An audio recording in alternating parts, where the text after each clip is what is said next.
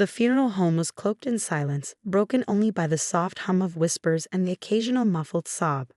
I stood near the door, my hands gripping my purse as I watched my siblings encircle Dad's casket. They hovered like vultures, faces painted with grief that felt more performative than genuine. Rachel's sharp eyes found me across the room. She leaned in to whisper to Mark, who glanced over his shoulder with that all too familiar expression of contempt. A moment later, he was striding toward me, Rachel trailing behind, her heels clicking against the polished floor. "You need to leave," Mark said, his voice low but firm. "You're not welcome here." I refused to flinch, meeting his glare head-on. He was my father, too. Rachel let out a cold, humorless laugh. "Really? Where were you when he needed surgery last year? Off living your perfect little life while we handled everything." My chest tightened, but I held my ground. "I offered to help. Both of you told me he didn't want my money." Mark stepped closer, his face darkening. "You don't get to rewrite history. You abandoned him. You abandoned us. So just go." He grabbed my arm, his grip like iron, and before I could protest, security was at my side, escorting me out like I was the intruder in my own family. As I passed the casket, I stole one last glance at Dad's lifeless form, the weight in my chest suffocating. They didn't know. None of them knew. My name is Sarah Mitchell, and this is the story of how my father's death unraveled the lies that bound our family and the truth I had to fight to reveal. I wasn't always the outcast. Growing up, I was the steady one. While Rachel basked in her role as the eldest, charming her way into everything she wanted, and Mark thrived as the baby, playing the favorite, I was the reliable middle child. The responsible one. Boring, Rachel used to say with a sneer. Every Saturday morning, I joined Dad at his small accounting firm, sitting beside him at the old desk while he patiently taught me the business. "You've got a gift for numbers, Sarah," he'd say, his eyes crinkling behind wire-rimmed glasses, "just like your old man." Those mornings were ours, quiet, filled with the comforting hum of the ancient desktop and the rich aroma of his black coffee. They were moments I cherished, though I didn't realize then how they'd one day become weapons in my siblings' arsenal of resentment. When Mom passed away, everything changed. I was 24, fresh out of business school, juggling the demands of a new career. The night she died, I rushed home to find Dad sitting in the dark, clutching her favorite sweater. "I couldn't save her," he whispered, his voice trembling. "All those years working, saving, and it wasn't enough." That night, I made a silent promise. I would never let money be the reason we lost someone again. I threw myself into my career, working long hours and saving every bonus, building a safety net for my family, though they never knew about it. Rachel and Mark, of course, saw things differently. To them, I was the selfish one, too busy chasing success to care about Dad. They stayed in our hometown, painting themselves as the dutiful children, while quietly bleeding him dry. I discovered their betrayal by accident. One of Dad's old clients called me, concerned about irregularities in his accounts. A weekend spent combing through his financials revealed the ugly truth. Rachel had opened credit cards in his name, maxing them out on shopping sprees and vacations. Mark had convinced him to co-sign a loan for a failed business venture, leaving Dad saddled with over $200,000 in debt. When I confronted them, they turned it back on me. "At least we're here," Rachel snapped. "You don't even visit unless it's convenient for you." "You don't get to judge us," Mark added. "You left. We stayed." Dad, ever the peacemaker, refused to hear it. "They're going through a rough patch," he'd say, brushing off their actions. "Family has to stick together." So I found another way. I created an anonymous trust to pay off Dad's debts, covering the bills without anyone knowing it was me. For 2 years, I kept our family afloat, silently watching Rachel and Mark take credit for managing Dad's finances. Then came the diagnosis: Stage 4 pancreatic cancer. 6 months to live at best. I dove into research, desperate to find options that might extend his time. But Rachel and Mark shut me out, claiming they knew what was best. The doctors said treatment would only make him suffer more. Rachel told me, her voice dripping with condescension. "You're not the only one who loves him," Mark added. "We've been here. You haven't." They blocked me from speaking to his doctors, changed his phone number, and painted me as the estranged daughter trying to interfere. By the time I hired a lawyer to fight for medical proxy, it was too late. Dad died on a Tuesday morning. I found out through Rachel's Facebook post, complete with a curated photo of the loving family surrounding him in his final moments. Which brings me back to the funeral. As security ushered me out, I clutched my purse tighter, feeling the weight of the envelope Dad had given me 3 months earlier. "I know what you've done," he'd said, sliding it across his desk during one of our final conversations. "And I need you to know something." The rest of that conversation was a blur, overshadowed by grief and the chaos that followed. But now, as I stepped out into the cold, I knew one thing for certain. Whatever was in that envelope, it would change everything. I just had to find the courage to use it. The first warm rays of sunlight streamed through my apartment windows as I sat at the kitchen table, the envelope trembling in my hands. For 3 months, I'd carried it everywhere, unopened, like some unbearable secret. Dad's handwriting, shaky but deliberate, stared back at me. "For Sarah, open after." I broke the seal, my breath catching as I pulled out the contents. A letter, a USB drive, and a small brass key. The key was unmistakable, the one to Dad's safety deposit box. My fingers brushed the USB drive, but it was the letter that drew my attention first. His words, written just a week before our final meeting, spilled onto the page. "My dearest Sarah, by the time you read this, I'll be gone. The cancer is moving faster than the doctors expected, but that's not why I'm writing. I need to confess something that's weighed on me for years. I failed as a father.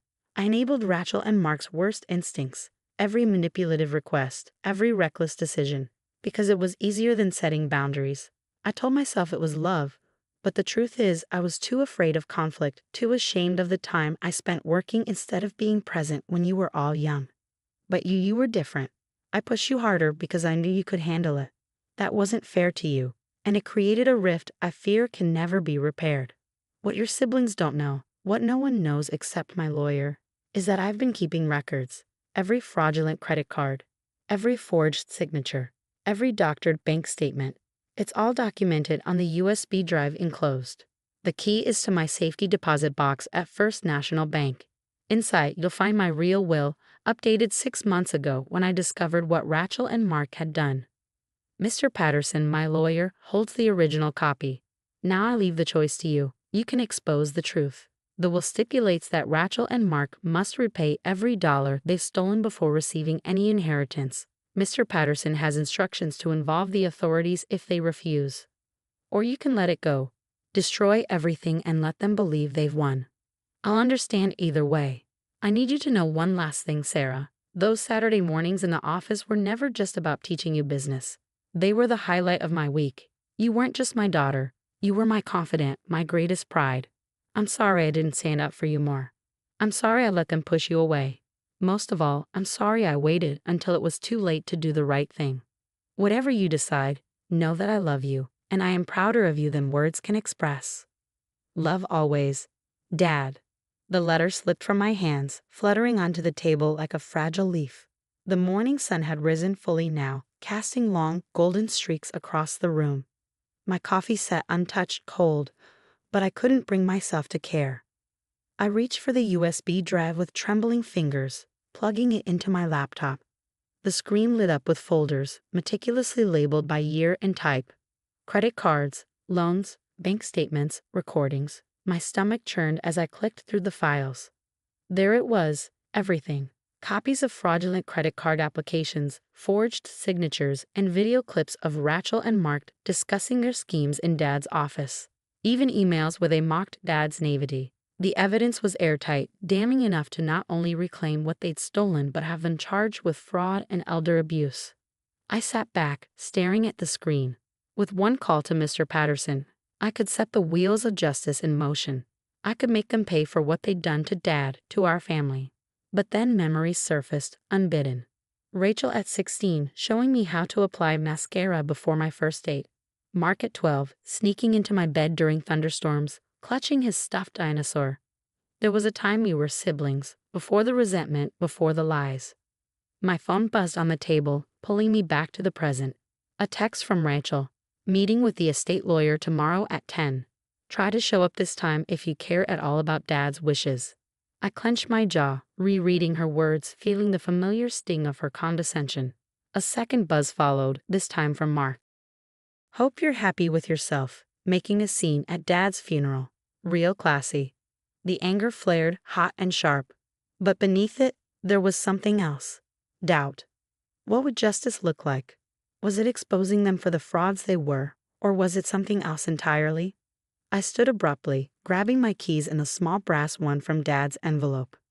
Before I made any decisions, I needed to see what else he had left behind. The real will might change everything, or confirm what I already suspected.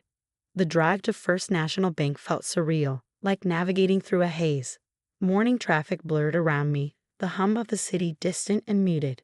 Dad's voice echoed in my mind, soft but certain. The choice is yours. The bank lobby was serene when I arrived, the early morning stillness broken only by the hushed murmurs of a few customers and the soft hum of fluorescent lights. The safety deposit box room felt like a world apart, quiet, almost reverent, the thick walls meeting the sounds outside. "Take all the time you need, Ms. Mitchell," the bank manager said as he handed me the key. His footsteps faded down the hallway, leaving me alone with the cold metallic box that held the final piece of Dad's puzzle. My hands trembled as I turned the key and lifted the lid. Inside were two items, a thick envelope and a small leather journal that made my breath catch. I hadn't seen it in years, but I recognized it instantly. Dad had carried that journal everywhere, scribbling notes about work, family, and ideas for the future. I opened the envelope first. The will was exactly as Dad had described in his letter. Rachel and Mark would inherit nothing unless they repaid every cent they'd stolen, plus interest. But there was more. A second document outlined the full extent of Dad's estate, far beyond what any of us had imagined. The modest accounting firm I remembered as a child had quietly flourished into a multi-million-dollar empire. He had invested shrewdly, purchased properties, and built a fortune he'd never shared with anyone. What my siblings believed was a humble inheritance was actually a legacy that could change our lives forever, if we were willing to face the truth.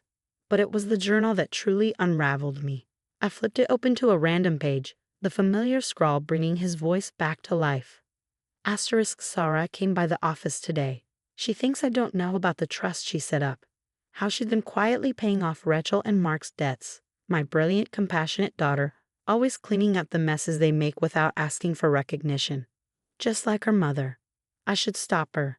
Tell her to let them deal with the consequences of their actions. But watching her carry this family, even after the way they've treated her, it gives me hope. Maybe when I'm gone, she'll be strong enough to do what I couldn't, help them grow up. Asterisk.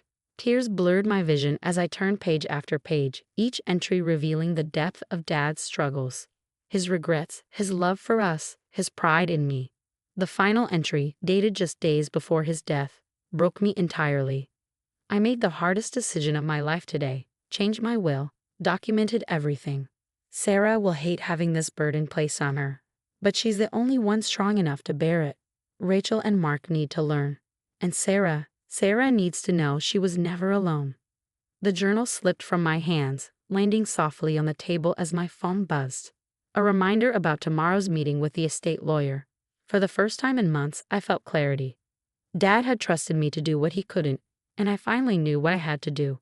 The next morning, I arrived at Mr. Patterson's office 10 minutes early. Rachel and Mark were already there, their glares sharp enough to cut. I sat across from them, my back straight and my resolve firm. "Now that everyone's here," Mr. Patterson began, "we can review the terms of your father's will." Rachel rolled her eyes. "We already know what it says. The house and business get split 3 ways. Let's just get this over with." Mr. Patterson's gaze shifted to me. I gave a small nod. "Actually," he said, pulling out a document, "this is your father's updated will, executed 6 months ago." What followed was like watching a storm unravel in slow motion. As Mr. Patterson detailed the conditions, repaying stolen money, the hidden fortune, the consequences of noncompliance, Rachel and Mark's faces shifted from disbelief to fury. "This is insane," Mark erupted, slamming his fist on the table. "Sarah must have manipulated him into changing it." "You can't prove any of this," Rachel snapped, though her voice quivered. I reached into my bag and set the USB drive on the table. "Actually, I can." Dad kept meticulous records of everything. Their expressions collapsed into silence as Mr. Patterson played the recordings and presented the evidence. 2 hours later, the room was filled with the weight of realization. You have two options, Mr. Patterson concluded. Contest the will, in which case this evidence will go to the authorities, or accept your father's terms. Rachel was crying now, real tears for once, while Mark stared at the floor, his anger replaced by defeat.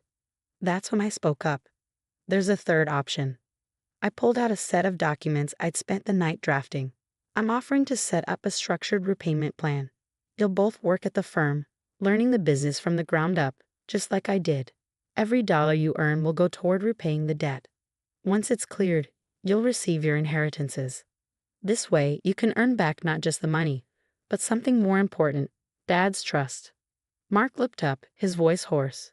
Why would you do this, after everything we've done? I thought of Dad's journal, of his faith in me, and the family we once were. Because Dad believed in second chances, I said softly. And so do I. It wasn't easy. Rachel and Mark resisted at first, testing boundaries and pushing limits. But slowly, they began to change. A year later, I sat in Dad's old office, watching through the window as Rachel explained tax forms to a client with surprising patience. Mark's laughter echoed from the break room, where he was organizing a charity drive. Dad's journal rested on my desk, its pages a testament to how far we'd come. On the last page, I had added my own words. Asterisk, you were right, Dad. Sometimes love means making a hard choice. It means giving people the chance to change, even when they don't believe in themselves. We're not perfect, but we're a family again. And I think you'd be proud. Asterisk. I closed the journal and looked out at the city skyline, the morning sun casting its warm light over everything. Somewhere, I like to think, Dad was watching, finally at peace.